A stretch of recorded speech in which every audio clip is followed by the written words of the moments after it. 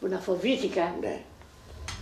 Ξέρω εγώ, φοβήθηκα. Τα συστηματικά μπλόκα με τους ανθρώπους με τη μάσκα. Οργίαζαν στη Χθιότητα, οργίαζαν στην Ευρυτανία, οργίαζαν στη Θεσσαλία. Πάντα με ζητούσα εκδήλωση. Σου κάνανε φάλαγγα, δεν πήραν αυτά που θέλανε. Στις 6 του Μάη πήραν τις πρώτες γυναίκες. Πάτησα πάνω σε αίμα, δεν θα το πιστέψετε.